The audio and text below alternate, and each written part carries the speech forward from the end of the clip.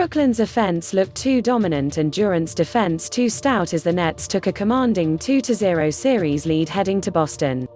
Observations from a Celtics-Nets game that probably should have been called by slaughter rule at halftime. This Nets offense is good. Brooklyn showed flashes of its explosiveness in Game 1, using an 18-4 run to open the third quarter to blow the game open.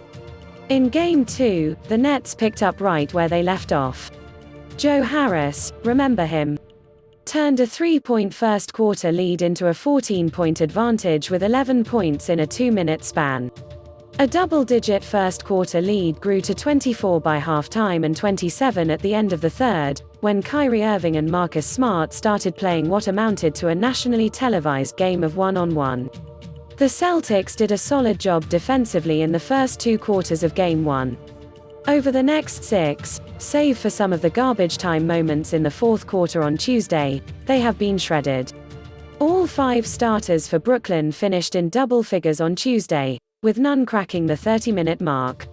The Nets shot 52.3% from the floor and 44.7% from 3.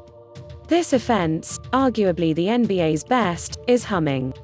Can we talk about Kevin Durant's defense?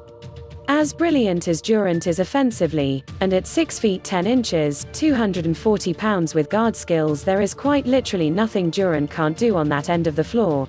Sometimes we forget that before his Achilles injury Durant was among the best defenders at his position.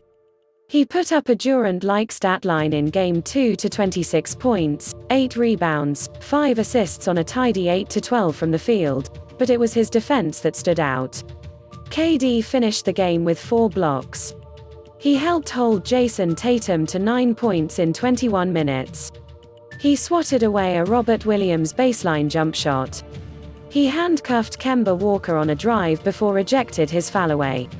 Defense, Brooklyn finished the regular season 23rd in defensive efficiency, has been a glaring weakness for the Nets all season. A return to form by Durant will make that weakness a little more manageable. Can the Celtics do anything to get back in this series? No. They are undermanned with Jaylen Brown out and hopelessly outgunned by the Nets' big 3. Meanwhile, Tatum had to leave the game in the second half with an eye injury that Brad Stevens described as pretty swollen. It's over.